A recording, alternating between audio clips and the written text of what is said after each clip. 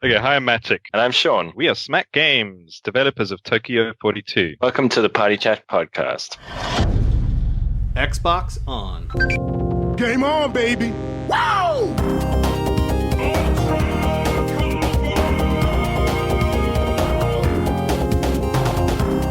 Don't make a girl a promise you can't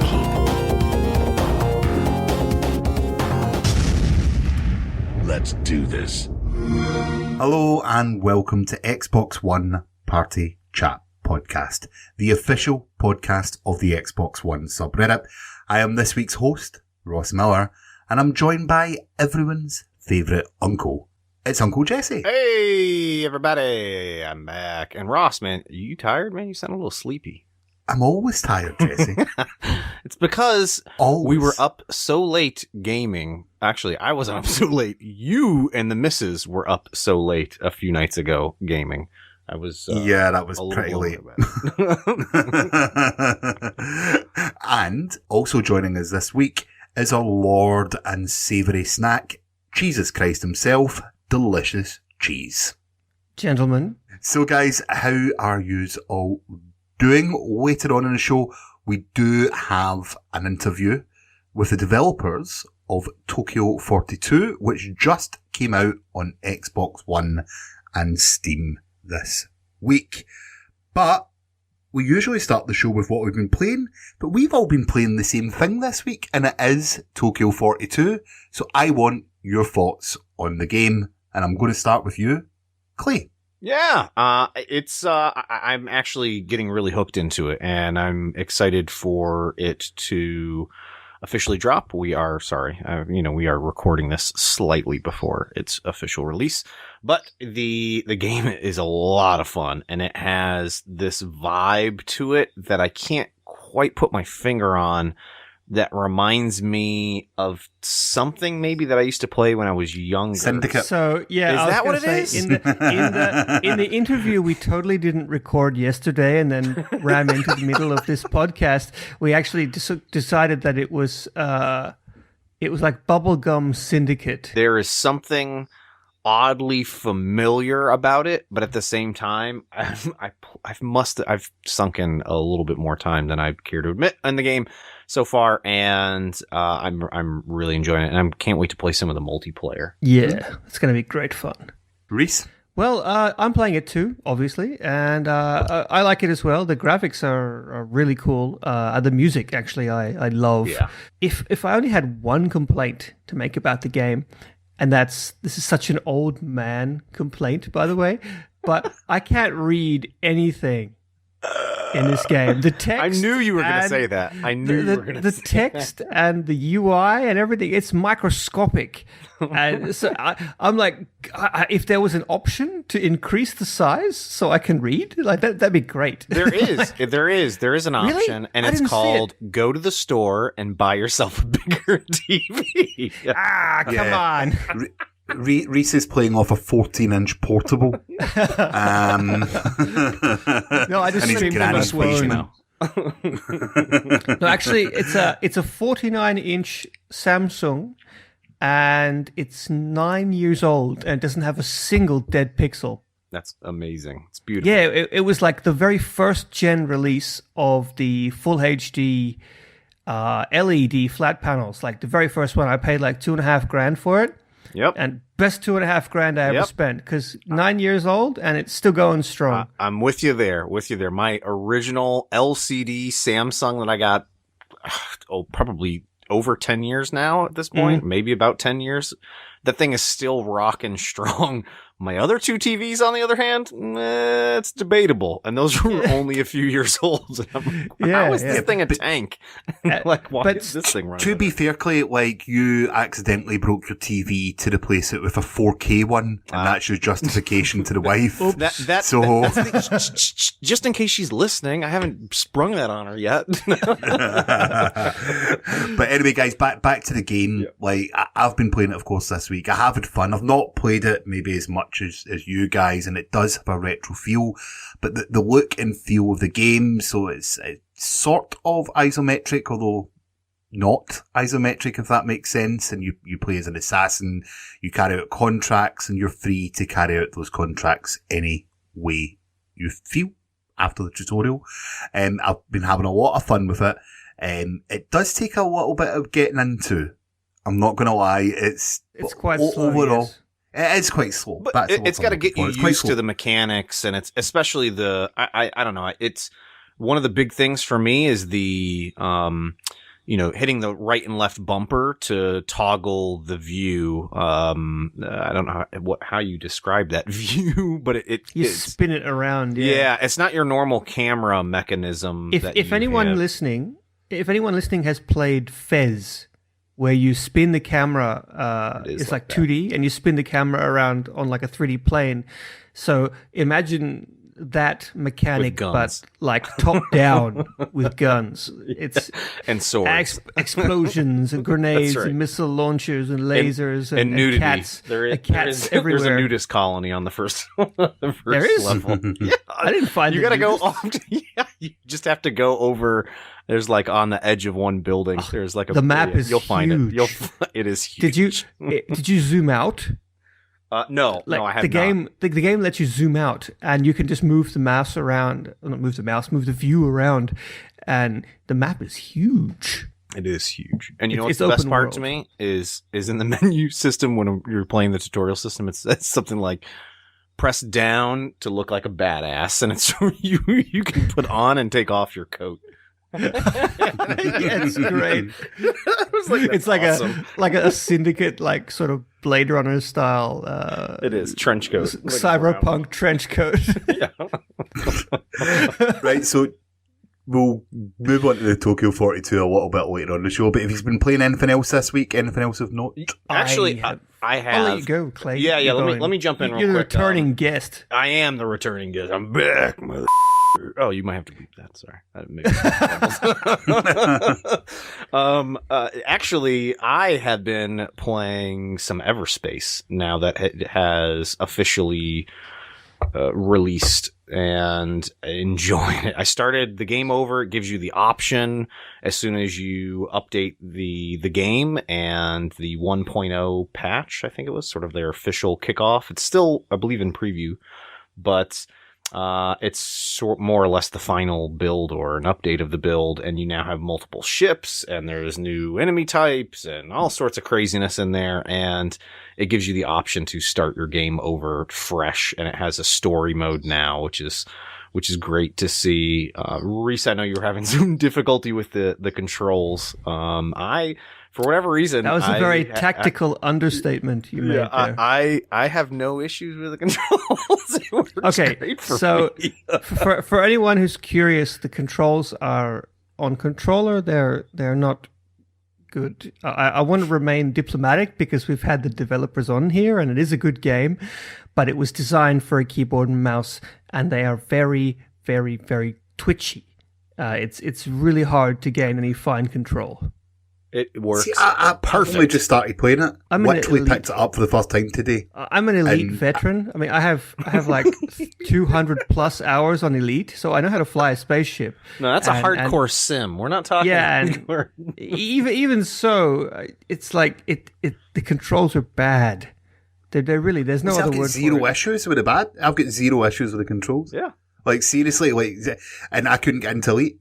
But there's no finesse. The controls are so twitchy. It's like impossible to actually aim at anything. I didn't think that at all. You just need to get a better grip on your potato and aim a little better. Well, unfortunately for you guys, the entire internet is full of rage threads saying the exact same thing, which I discovered afterwards. And if it's on the internet, it has to be true.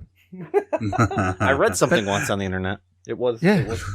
I wouldn't advise it, Clay. That's like the first mistake. But seriously, what else have you been playing apart from Everspace? I have been playing way too much Siege and streaming a lot of Siege, which we'll get into here in just a few minutes. And I have had some wonderful, wonderful experiences with random casual players. There's something about when you get into a group playing, it's one experience with your friends when you're playing. That's one level of fun, but a whole nother level is randomly meeting other people that you can instantly relate to and have a great time with. And I must have played for a handful of hours over the weekend with just a random group of guys, and it was an absolute blast. So it's one of my loves of the Xbox and people actually using their mics when they game. Nice. That's like old school Xbox. It is. It is. Like playing Gears of War on the 360 or something. That's right. It had a little old school vibe to it. Nice. Well, Rhys? I have been playing more Prey. I'm in 21 hours now. I checked the timer just before I came on here. I'm so close to the end, it feels like. Anyway, the story is getting really interesting. I want to talk about it to everybody, but I can't because it's like spoilers. But it's good. If anyone is on the fence, the game just dropped to $40 today. So go out there and pick it up because it's great. The game really respects your intelligence. I know I keep talking about it, but I'm going to quickly talk about this before I move on because it was something that I talked about with my girlfriend as well, that in one quest, a side quest, basically tasked us with getting into a room to access some old data files. And at the front door, the door was locked and the keypad was busted. So you either have to hack your way in, which required hacking level 4, which I don't have. So I can't do it that way. And so I'm wandering around like, do I try and find the code? Do I try and find the key card? And then the game gives you like this sort of fire extinguisher called the glue gun. And you can sort of make your own steps with it. And Yeah. I fired it onto the wall and climbed up the wall. It wasn't even my idea. My girlfriend suggested it. And I peered over the top, and lo and behold, you can actually drop down through a hole in the roof. And you know, when I was in there, I realized you could have, if you had like the strength power, you could have moved something to get inside. Like there's so many different options available to you, and it really, really respects your intelligence. It didn't tell me anything. There was no marker. It just said, you need to get in here, so do it. And like figure it out. So few games do that. And like, for example, you can get the power to change shape. That's like a change into things. It's a small spoiler, but not really. Kind of like the main enemies do. And for the longest time, my girlfriend and I were trying to figure out how we can get into this room. And then it was like, wait a minute. I dropped a grenade on the ground. And I turned myself into a grenade. And I rolled through the gap in the door. And the game was like, that's fine. Yeah, that's all right. Yeah, well done. Like that was so. It's one of those games. Well, for me, I've been playing Skyrim Again. I went back and done some of the Dawnguard DLC. Did you say Dungard? Dawnguard. Dawn. Dawn. Thank you. Sorry, Ross, you know what I would love is, do you watch Game of Thrones?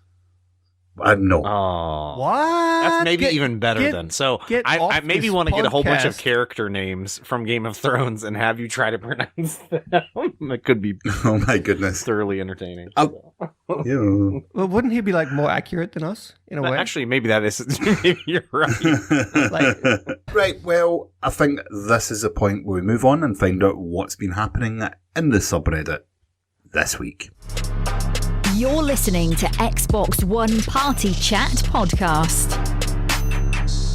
This week in the subreddit. So, after recording last week, basically news dropped left, right and centre. So we've got some big stories to actually come out and talk about this week. And first up is usual user Thalaxis, who won the Karma Lottery and has the Mixer being announced story. So Beam has changed its name to Mixer because they couldn't use the Beam name globally. And this, of course, means as well that E3, the Xbox conference, is going to be streamed in 4K. So guys, are you excited about Mixer? Yeah, Just slightly. just a little bit. Just a little bit. Actually, side note on that, our good buddy who's been on the podcast, 3 times now? I think so. Josh what's his name? Claire? Stein. Josh Not Stein. Not Steen. Did you notice I had to pause there for a second to run through that in my head? I heard. He has been promoted just today before we started recording. He is now the product manager for Mixer. So congratulations, Josh. Congrats, Josh. We'll have to have you back on soon. The beards are taking over the world. Yeah. So guys, Mixer, it's pretty cool, right? I mean, let's be real. Beam, previously, now Mixer, is objectively the best streaming service there is. It's got zero latency. It's got almost zero co-streaming. Mm-hmm. It's got interactivity, and now it's being pushed by Microsoft. Do you think it has got the chops to compete with Twitch, which is a well-established brand, despite being a dinosaur technologically? I think competition's good. I think starting early is obviously helping Twitch a lot, just because of its user base and the fact that it's known as the one to go for. Like, I've got friends on Twitch that are just like, no, I'm not moving from Twitch to Beam. I'm going to stay there. I've got too many followers here. I can't now move over. So, they're always going to be competing against that.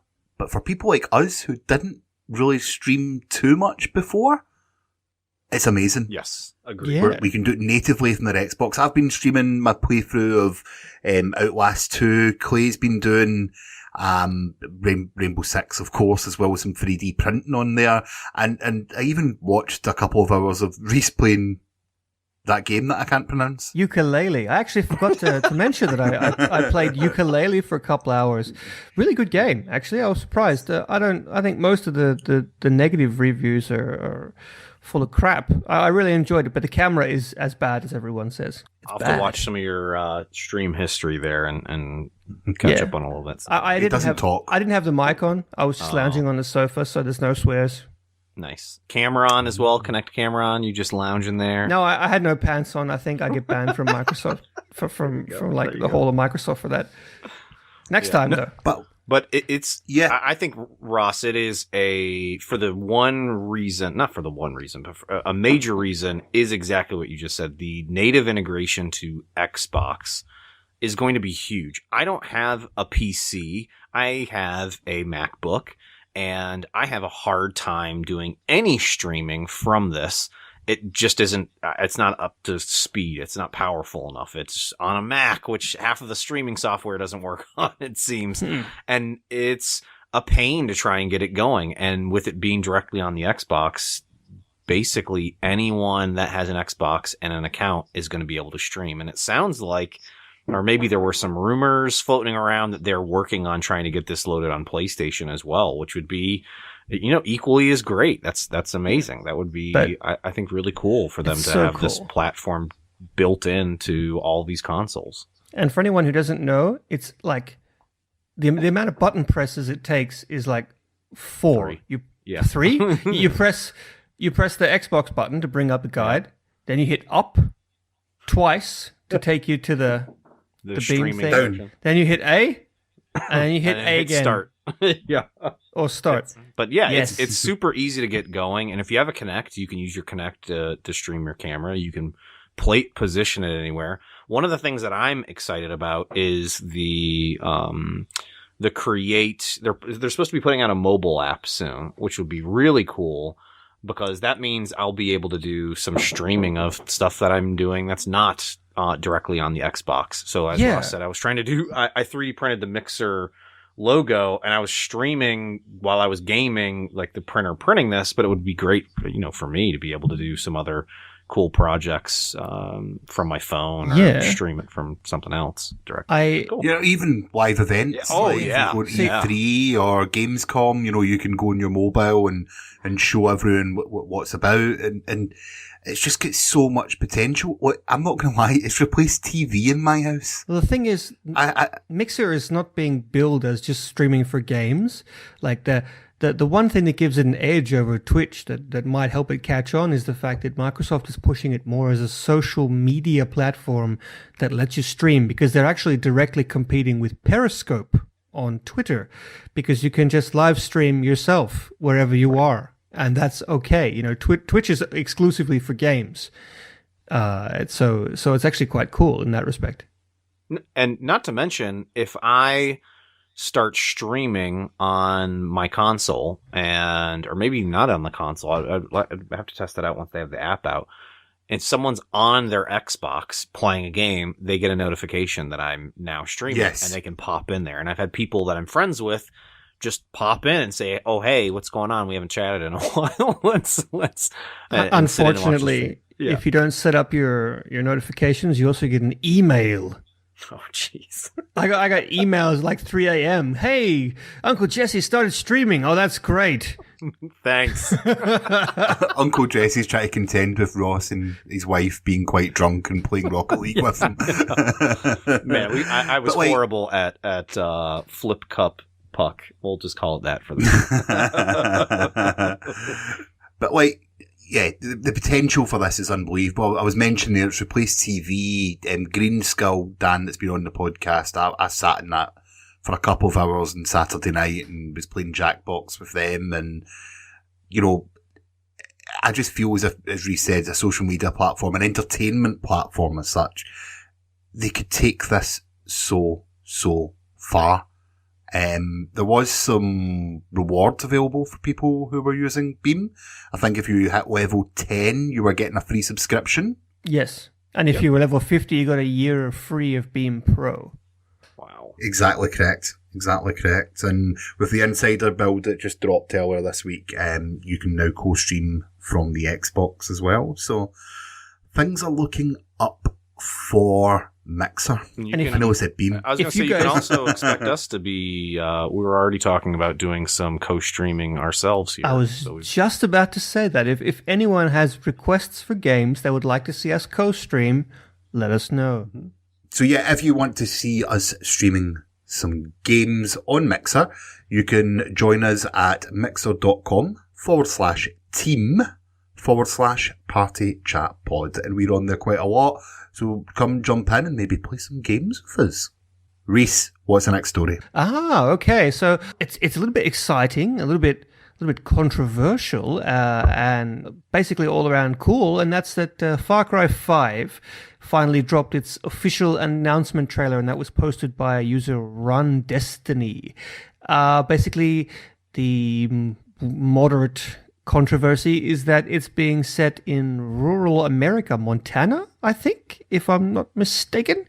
And you fight against militant Christians who are press ganging a local town into fighting like a civil war. I think it looks interesting. Very interesting. I have to say, I mean, I'm personally not a fan of Americana just because it's so alien to me. So that's why I'm building a wall, son. But I was trying to think of a way to recover from that. But I have to say that it's original because like that's never happened before. Like a game like Far Cry, like an open world action sort of, you know, physics playground where you blow crap up everywhere. That's never been set in America, has it? I don't think so. No, the only thing I can think of is Red Dead Redemption. That's a Western, but it's not modern, Yes. You know? I can't think of any other modern day set in America where you're, you know, running around doing all sorts of crazy stuff that you shouldn't be doing. I got one. Redneck Rampage. You remember that game? Do you notice the same game? Do you notice the same theme here? Yeah. Like, do you know it's Far Cry? It's a Far Cry. It's Far Cry. Yeah. It's also not coming out until February next year. Wait, that long? Yeah. Ouch. So, like, they announced this and I assumed, this could be a September or an October release. No. Didn't they do that the last February time? 2018. That's really Why are you dropping unusual this for now? Well, Ubisoft. you know why? It's because they're not reusing the same map again. That's why. That's why they were able to put it out. You know, it's going to take a little bit longer. if I wanted to be cynical, I'd say that they're dropping it now while the topic is hot. Is Ubisoft holding a conference this year? Yeah, they are. They are? Yep. Well, then they don't need to skip E3. So yeah, Maybe they'll be doing more detail on the game, I guess. I don't know. Normally They've they already have a dropped live like demo. 5 trailers for this thing. Yeah, they're going all out. And apparently on the sub today, an article dropped saying that it will have 2-player cooperative campaign, like proper cooperative campaign, not the sort of shoehorned in Booyakasha. mode that they had in the last one. And apparently you can customize your character's appearance and gender for the first time. Very cool. So yeah, options are Fantastic. good. Yeah. Yeah. Like, we all know the Far Cry format, so we know what it's going to Been be playing like. it for But like I 6 do games think, now. I do think that this, it is an interesting setting. The character trailers are better than the actual trailer themselves. And I am slightly excited for it. I played Far Cry 4 before 3. That's weird, but And I know, it's strange. And I couldn't quite get into Far Cry 3 because What? it was slightly older. Yeah, no, it's just because it's slightly older. You always like the first one that you play. It wasn't a series that I was really interested in before, but I picked it up, Far Cry 4, and I really enjoyed the playthrough of it, but I've not really fully get into 3 at any point. So I'm quite excited because I don't have that fatigue. Yeah. If that makes sense. But a few people that I've read online are like, oh, it's more Far Cry, it's just going to be the same. And it's a bit like that sort of Assassin's Creed feeling where it's like, is there too much of the same going on here? So it's all going to be about that setting. Yeah. Setting, and any changes they make. characters, weapons, vehicles, animal, wildlife. They clearly showed off hunting in there. I am very excited about this one. I loved Far Cry 3. I think this is going to be pretty cool, though. This is right up my alley. And more of the same, if it's anything like Far Cry 3, I am all for that. That game was a little nutty.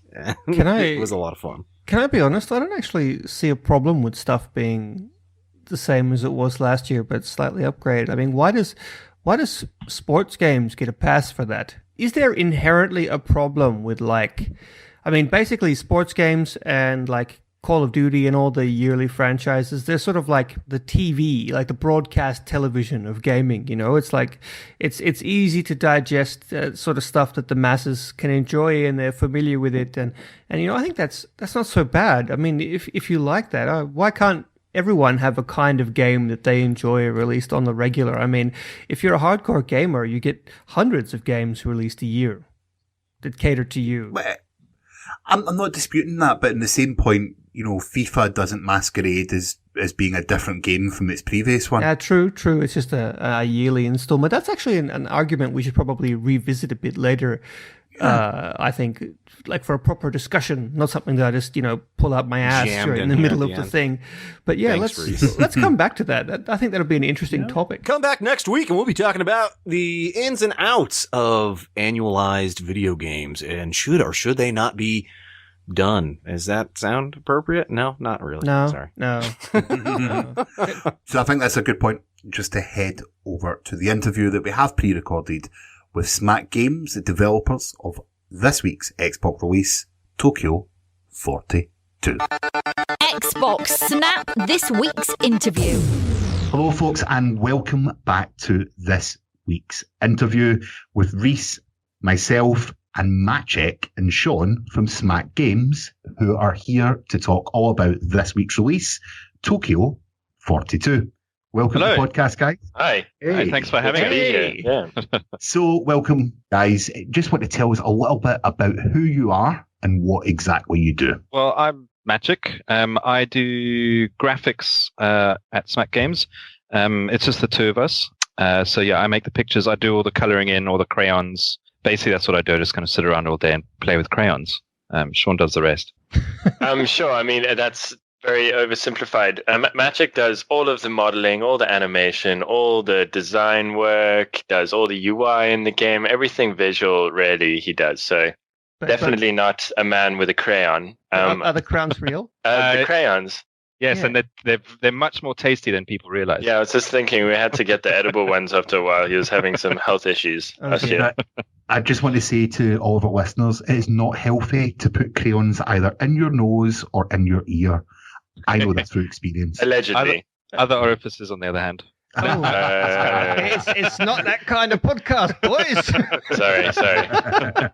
Well, I was just gonna say I'm Sean Wright and I do the code. That's it, really. I mean, all of that, whatever that may entail, is in my bag. But I'll back him up and say that he does all the code. So it's all the AI, all the sort of game logic, based systems, physics, mission structuring, all that kind of stuff. So it really is a two-man gig, apart from the music, which is in the game, which is being done by Vicente Espy, who cannot join us. He's in Cape Town at the moment, but he's a genius music multi-instrumentalist and a mentalist, and he did all the music. We need to know a bit more about SMAC Games. So how did you guys get started? There's only two of you. That is like a really unusual thing, a two-man team. We've seen one-man teams, but two-man teams is pretty rare. How did you guys get started, and how did you end up getting from South Africa to London? Well, I mean, as a starting point, it must be noted that we are brothers.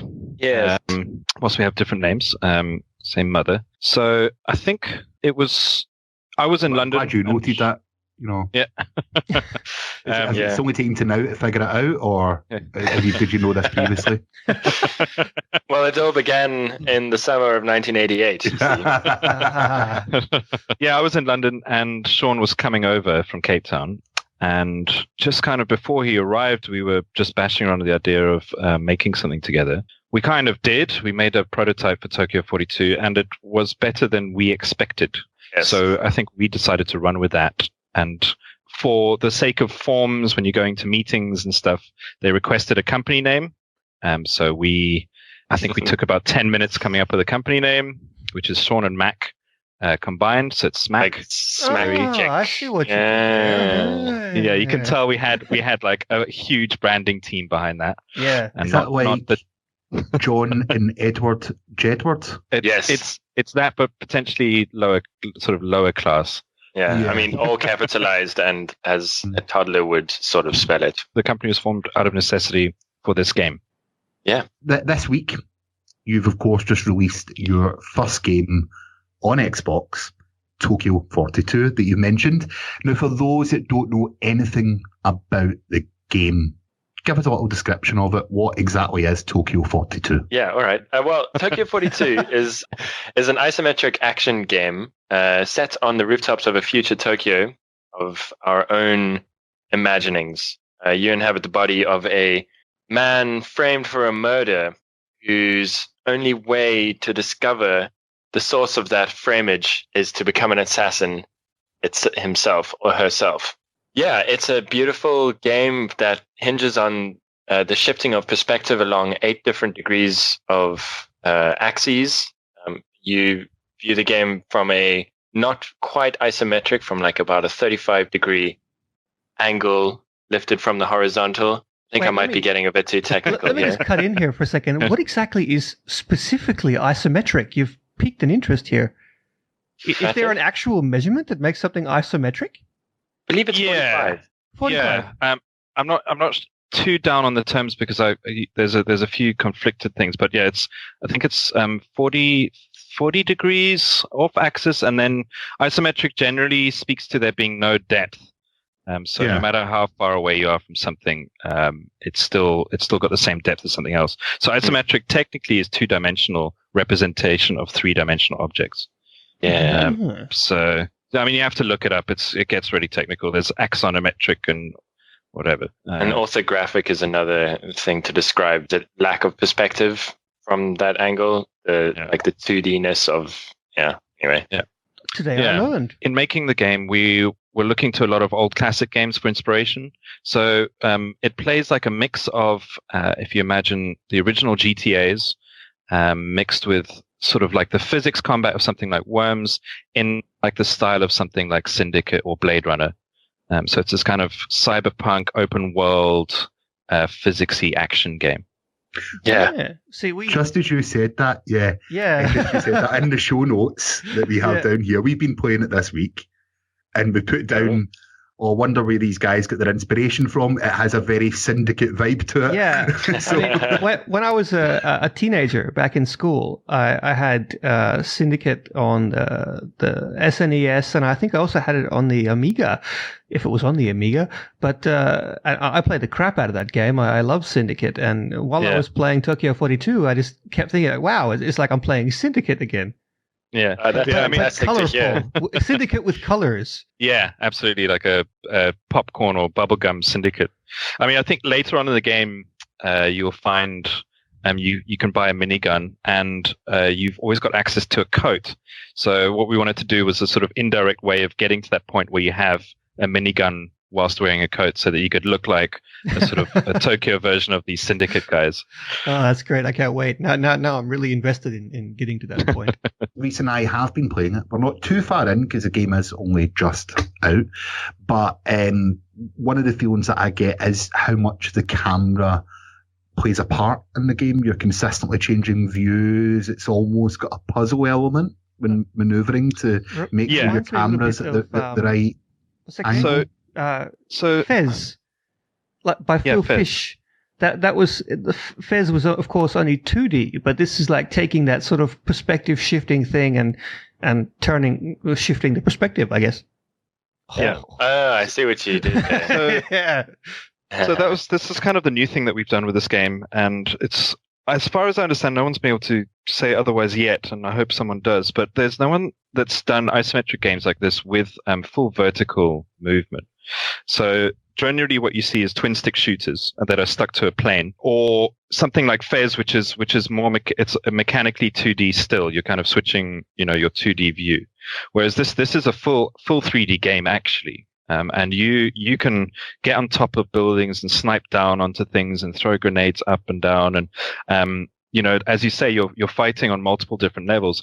Now, what that means, obviously, is that things kind of get in the way. So you have to rotate the camera to find your best view to engage with whatever situation you might be in, be it sort of sneaking through some sort of guard post or, trying to find a sniper angle or whatever it is. So yes, in a way that the environment is kind of a puzzle. You're trying to find the view that best suits what you're trying to do. But yeah, even when I was playing in the early, just at the very beginning of the game, it teaches you how to snipe, and you have to get on top of a roof. And I was like, looking at the roof, like, it's absolutely impossible for me to get there. How on earth do I get there? And I thought, wait, why don't I just spin the camera? And as soon as I spun the camera, I realized that I could actually jump onto these platforms, but because the camera's angle was twisted, it looked like just a wall. Yeah. So yeah, I know exactly what you mean. Yeah. I mean, it becomes quite apparent that from certain angles, certain little passages of combat are so much easier. And we kind of really noticed this at some point, with playtesting, when we watched other people play, and we just said, like, try rotate the camera, and people were dying quite a lot. And that actually brought out another one of our influences, really, because what it ends up feeling a bit like is kind of like a Hotline Miami style thing, where you will die and then you'll respawn very quickly, and then you suddenly get to reassess how to attack the little combat puzzle that we have for you there. So in some cases, you might rotate into a certain angle or jump off this thing or so on and so forth. So there's definitely a combat puzzle element that you can explore by dying a lot, which is encouraged, I think, in the game. So the most striking thing about the game that everyone notices straight away is obviously its artwork. It's bright, it's vibrant, it's distinctive. And we understand that, of course, you did the art, Maciek, but how did you guys get to this style? Like, was it always going to be this way? Like, it's really unique. How on earth did you come up with Syndicate plus cats? Yeah. Well, there's a couple of things. We wanted to, we were looking at obviously game art, and when it comes to indie titles, there's a few that really sort of stand out as top of their game, and I think we were looking at Monument Valley quite a lot, and you'll probably see quite a lot of influence from that. But there was also this. I don't know if you remember Where's Wally? Of course. Yes.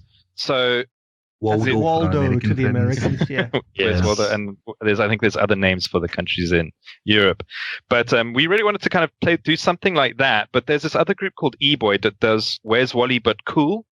So kind of imagine a hip Where's Wally, with instead of Wally, it's like Daft Punk. Say, Isn't that he you have already to dressed find. a bit like a hipster? He is a bit of a hipster, and you might actually Yeah, find him he somewhere in our is. game. But Maybe. so we were looking at those as influences, and then at the same time we were looking at the sort of cyberpunk genre, and when you look at it, it's all dark and rainy and neon lit, and we kind of wanted to turn that on its head a little bit.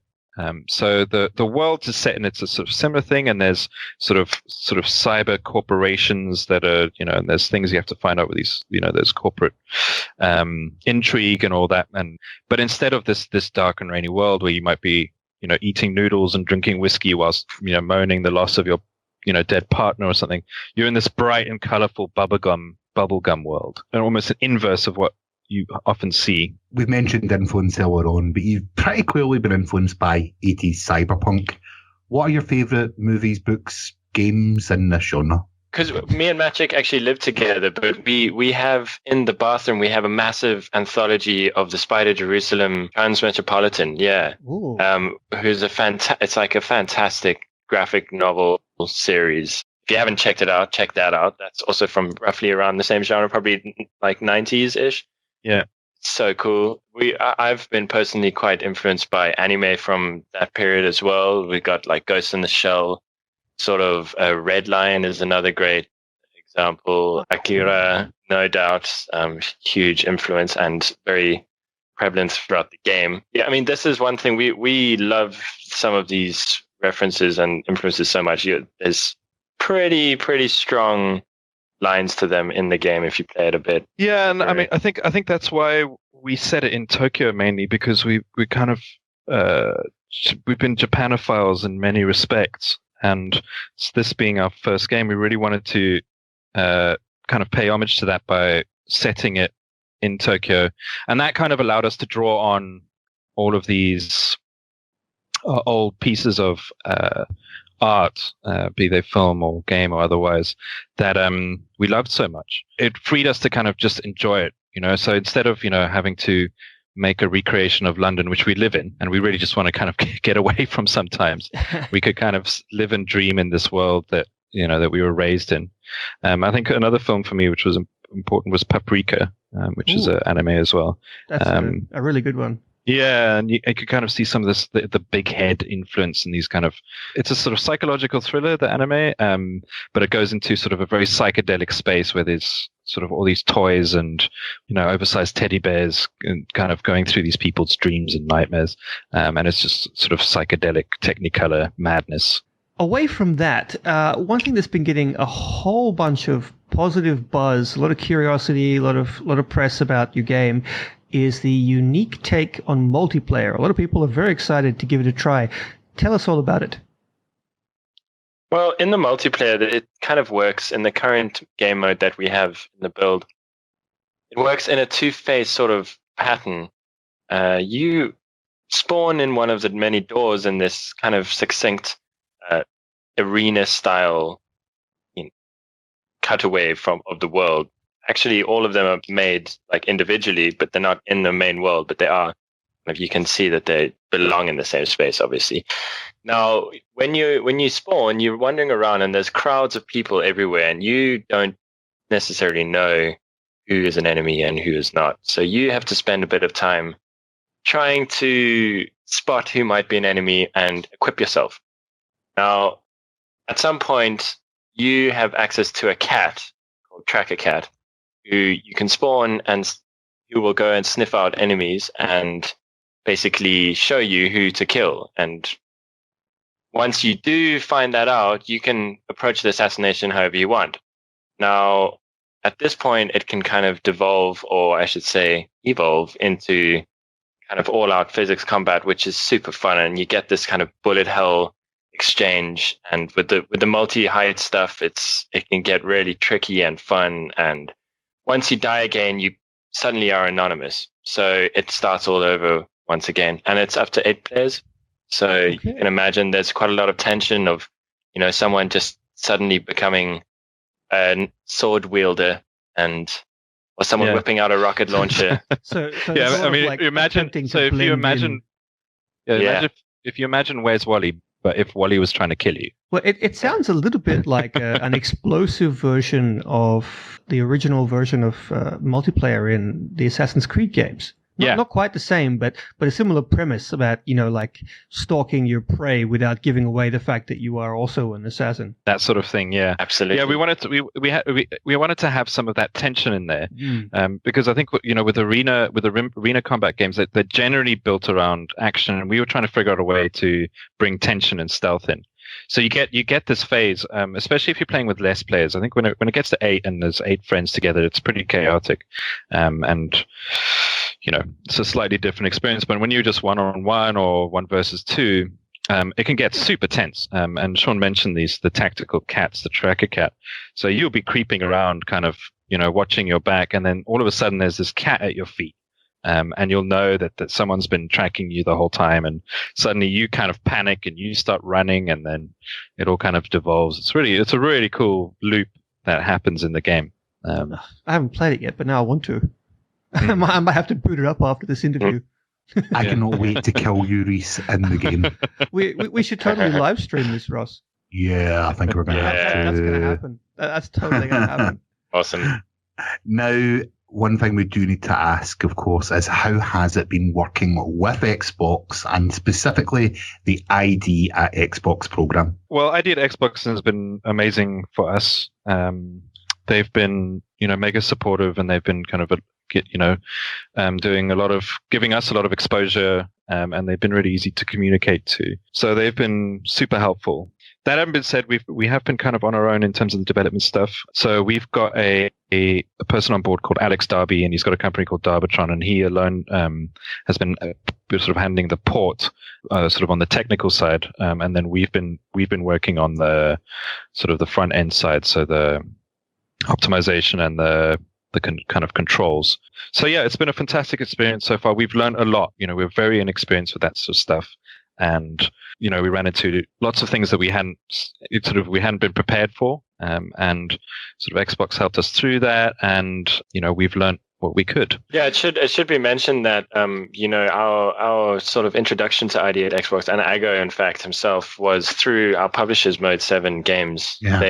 They've got such a great relationship there, and we've been so lucky to piggyback on them again, lucky to piggyback along with ID at Xbox with all the shows they've put us at, the support that they've given us, and the dev kits, and so on and so forth. Yeah, and I understand you're planning a PlayStation version further down the road. I'll just add something there. It's something to understand about this operation is Mode 7, who's publishing us. It's in Hardingham and Paul Kilduff Data. They've made a few games themselves, and there's a couple of people over there, James Hannett and Robin Cox, and then it's kind of like the two of us with Alex Darby and Vincent.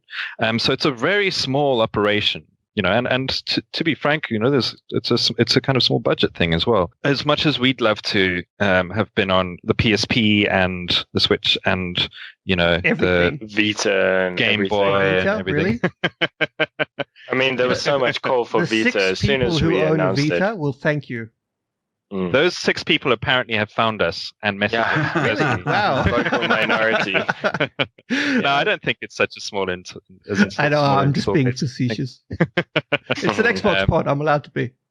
Yeah, and it's just kind of a pity, because obviously we'd love to do all that stuff, but there's just not the resource. In fact, I believe when I was speaking with our last guys we had on here, the guys from Good Catch, who just released Black and White Bushido, we basically arrived at the decision that making games is actually kind of hard. So, sometimes it's just not possible. But when we started making this game, we had heard this rumor, but we didn't believe it. Ah, I see. And so we plowed ahead, and I don't know if you've heard this thing about people making a first couple of games that they always want to make either open world or MMO. Mm-hmm. And we were firmly in that camp, and that's supposed to be a big mistake. But we went ahead and went open world anyway. So, and then we did learn eventually. Yeah, so apparently it's not as easy as it looks. No, it wasn't easy. It was very, very, very hard. But I think personally, you guys pulled it off. It's a great little game. I've been having a blast playing it. How about you, Ross? Thank you. Yeah, really enjoying it. I know we spoke about it earlier in the podcast, but I'm having a lot of fun with it. I knew it's funny. It's one of those games that as soon as you put eyes on it, like as soon as you see it, you just think that looks different and it looks fun. Oh, it looks amazing. And as soon as you get that hook, you know, people are just going to have a blast with it. And I'm excited to see, you know, when we record this, it's just releasing, and I'm excited to see all the feedback in the next few days of people when they finally get their hands on it and give it a proper shot. So, guys, congratulations. Yeah, That's all I can say. Thank you. I think, you know, as people play it more, what we've most enjoyed seeing is people finding their own ways to play. And you know, finding their own strats and little exploits, and you know, there's some situations that are quite tough, but then you know, someone might find a cool sniper spot or something, things that we haven't seen even. And I think that's one of my favorite things about the game, is that it just kind of it can be really tough and quite hardcore, but then it can be really creative as well. Where you can, you know, we still some guy bouncing grenades off walls as if it was like a pool game. It was mental. So yeah. I really look forward to seeing more different play styles come out as people discover how they play.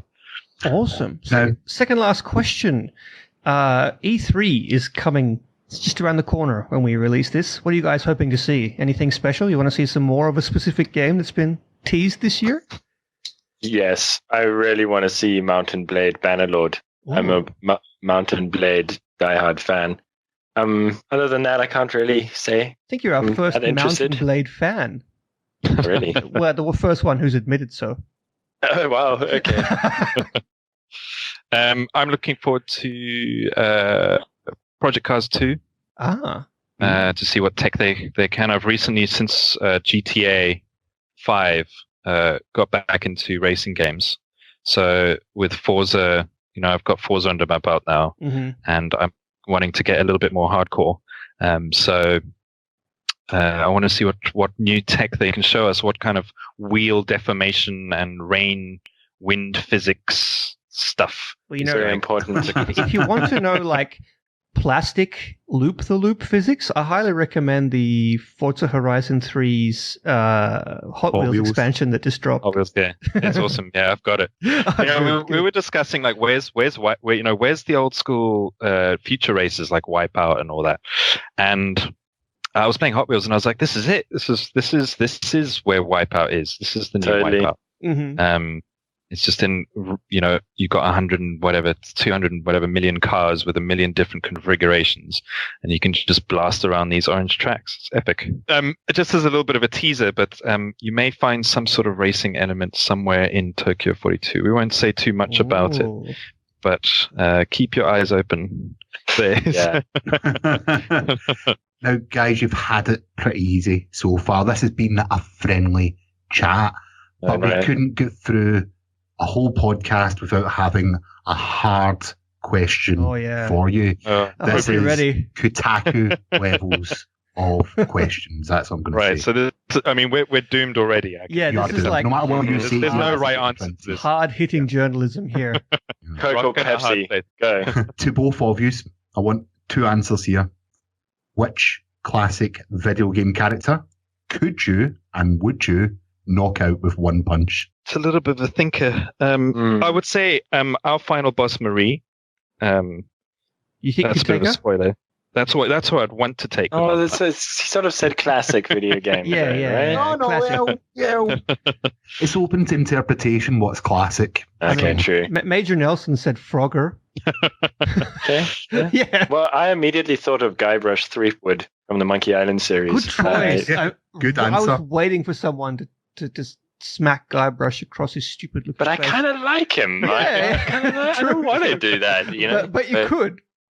I definitely could. I don't think that would be too hard. Sure. Well, guys. Wait, that's one answer. I want two. That's two. We've got his own boss. Oh, I suppose. Yeah. All right. Okay, I'll allow it.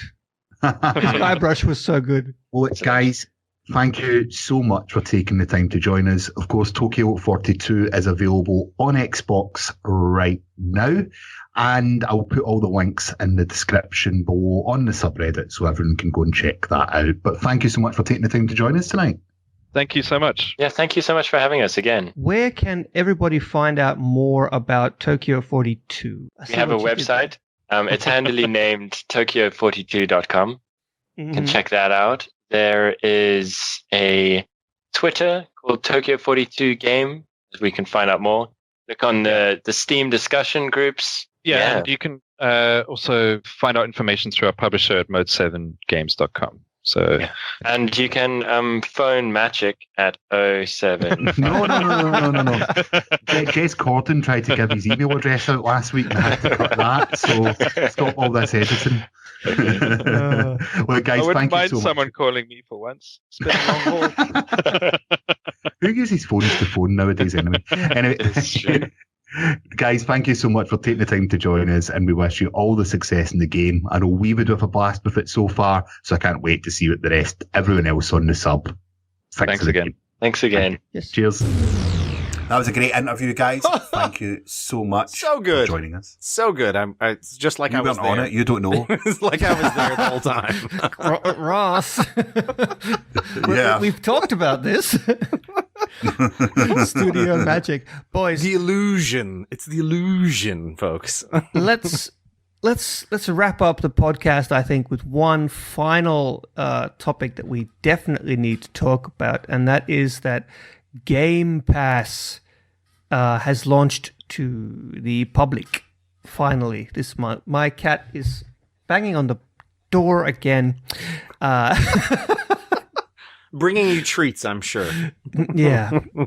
No. So yes, user Deacle Burl. I've said his name a handful of times now, and or his or her, I don't know if it's a he or she, and always screwed up. But the Game Pass should be, by the time this podcast is up, will be officially launching with over 100 games, $10 a month, plus a 14-day free trial. Gentlemen, are you in or are you out with the Game Pass? I like the show notes here. Deal or no deal? Yeah. You like that? Deal? Or no deal? I'm thinking deal. Yeah. And I'll tell you why. I've got a 6-year-old that was right into these games. Nice. And it's expensive. Very No one can deny that gaming's expensive. So for him to have access to a bunch of games that he wouldn't have usually had, I think this is absolutely great. Plus myself, there's a few games on there like Mad Max.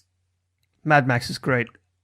Yep, that I probably would have picked up at one point or tried to play that I definitely will now. I just think it's a phenomenal deal, but it all hinges upon what they take off and what they put on each month to keep me interested personally. I think it's awesome.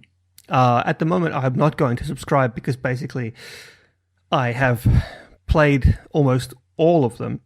But I'm definitely going to keep an eye on the system because, basically as soon as a game drops in there that I'm interested in, I just pay straight away because that's $10.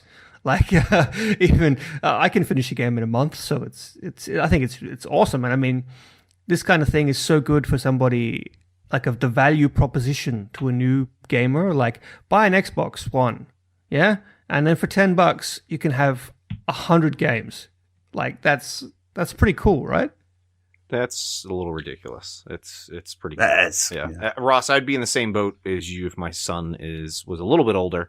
For me, right now I'm going to pass just because my backlog is just stupidly large, and I am kicking myself that I missed The Witcher on sale over the weekend for $20. $20. I missed out on it. And I have not played that. But hopefully, if that hits this, I will more than likely pick it up.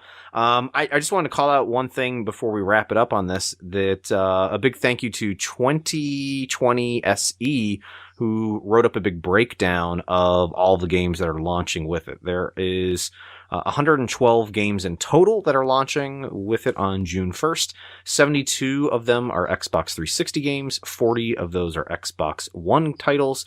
32 have been part of the gold or free promotional titles, and 5 are HD remasters or re-releases, which I thought that I would have assumed almost all of the 112 titles were going to have been previous games with gold titles, and I was very happy to see that that's not even half of them are games with gold titles. So that's a pretty great offering, in my opinion. Yeah. Do you know what is quite funny? Is the first game that I played from Games Pass was Alex Kidd. Why is that funny? I have no idea what that is. I don't know. It was just like, so it was a game that was in the Master System years ago. And I don't know why, but it was the first one I went for. The second one was Golden Axe, and the third one was Streets of Rage. Okay, so you went full on retro. Nice. I went full on retro with it, but I have downloaded, I said, Mad Max. I've downloaded NBA 2K16 because it's a game that I would never ever have bought, but I've heard that the single player sort of story mode in it is quite good. And of course you're getting games like Halo, all the Gears of Wars, including Ultimate Edition, everything except from 4. Payday's in there if you can find a game. There's so much, like, sorry, that was a bit of a dig, but there's so much. Ross throwing shade. Well deserved. Don't ever buy Payday. Sorry, that's just my only advice. Is never buy Payday. Yeah, I've heard nothing but horrible things there. So, Yeah. but you get it for free with this, so for $10. Yeah, well, that's it. But you know what? There is a lot of great games that I would not. I'm going to try.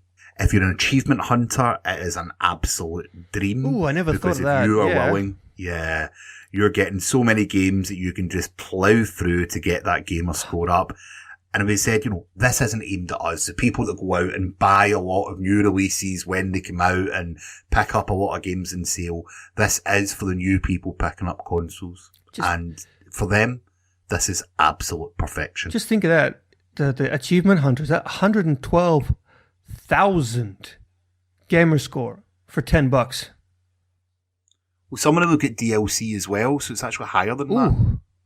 Because you get the free DLC with some of the 360 games and things, so they are a little bit higher than that. It'll be interesting to see what the total gamer score is if someone wants to do the math. I'm sure someone has already. Yeah, probably. Is Stallion 83? I think that's the guy. Is he still the one that has the highest gamer score? I think so. All right, Stallion, we're calling you out. We're coming. I'm going to quit my job and play nothing but these games. I think and play it all on Mixer. Mixer, are you guys hiring? Because I need some income if I'm going to do that. I don't think that sort of defeats the purpose of quitting your job. Oh, yeah, that's right. Sorry. I'm going to quit my job and get another one. That'll show him. That's right. So, guys, Clay, Cheese, thank you so much for joining me for another episode of Xbox One Party Chat. We'll be back next week with our E3 prediction special. But for another week, Xbox, turn off. You're listening to Xbox One Party Chat Podcast, the official podcast of the Xbox One subreddit. Let's do this. Yeah, I would be think, that. no, I think they're trying to get it in before the craziness of E3. E3 too. It's gonna get mixed in, like, I don't know. It's got to be you've got to be playing. I wanted to say chat roulette, but that's not the word I was looking for. What? That's what? Oh, whoa. Where do we go Jessy, here? Wait a minute. So what is it you do in your spare time? I'm like really red right now. Oh my gosh, I've never even used that before. Maybe once. Yeah, I don't know what that is, officer. I've never seen that before in my life. 15 minutes. Oh my gosh, I'm like sweating. I'm really red. That just came out of absolute left field. I wanted to say, oh God, I don't know. Like going into E3 is, you're gonna get lost in the shuffle, and I don't know what that has to do with chat roulette. Oh my gosh! Oh my gosh! The rest of the podcast. Oh, holy cow! Well, anyways, I don't know how to get back from that, but it's a good time. Doesn't Ubisoft have their own